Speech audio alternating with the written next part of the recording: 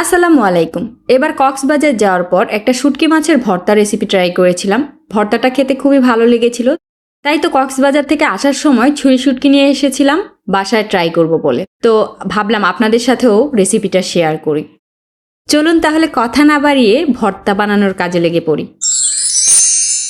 ভর্তা বানানোর জন্য প্রথমে আমাদের লাগবে শুটকি, ছুরি শুটকি।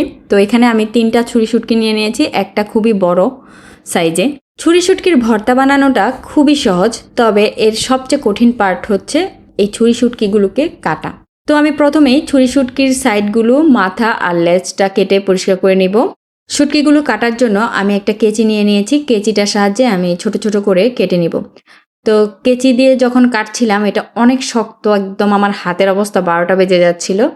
তারপর আমি এটাকে বটি দিয়ে ছোট ছোট করে কেটে নিয়েছি, কারণ বটি দিয়ে কাটলে তা এর চেয়ে তাড়াতাড়ি হয়। আর শুটকিগুলো কিন্তু খুবই চিকন চিকন করে কাটতে হয়, দেখতে পাচ্ছেন আমি কিন্তু খুবই পাতলা পাতলা করে কেটে নিয়েছি।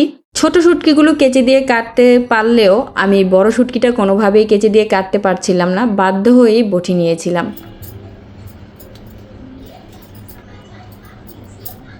তো এই হচ্ছে ফাইনাল রেজাল্ট। ছুরি শুটকি কাটার মিশন আমার কমপ্লিট হয়ে গেছে।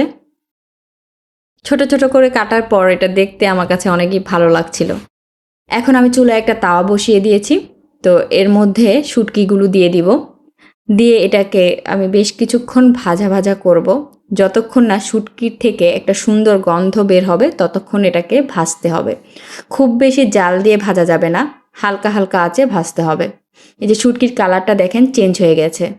শুটকিটা যখন ভাজা ভাজা হয়ে যাবে তখন একটা সুন্দর স্মেল বের হবে, আপনি বুঝতেই পারবেন যে এটা ভাজা হয়ে গেছে।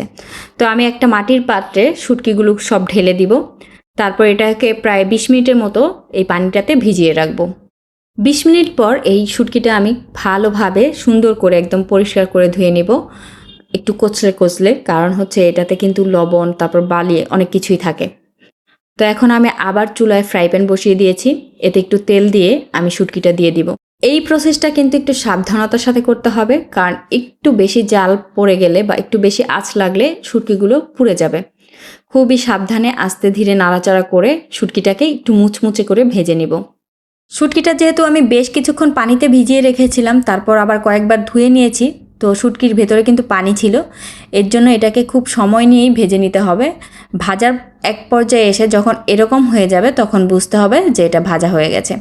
আমি এখন শুটকিগুলো একটা পাত্রে ঢেলে নিয়েছি, সাথে দিয়ে দিয়েছি বেশ কিছু পেঁয়াজ, শুকনো মরিচ টালা আর এক টুকরো লেবু আর স্বাদ মতো লবণ।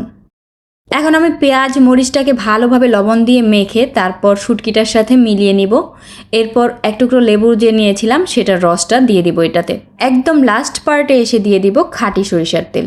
সরিষার তেল দেওয়ার ফলে ফ্লেভারটা আরও বেশি সুন্দর আসে। এটা বানানোর সময় সবগুলো উপাদান খুব ভালোভাবে মেখে নিতে হবে, যেহেতু আমরা এটাকে বাটাবাটি করছি না, একদম আস্তই বানাচ্ছি, তো ভালোভাবে মেখে নিতে হবে।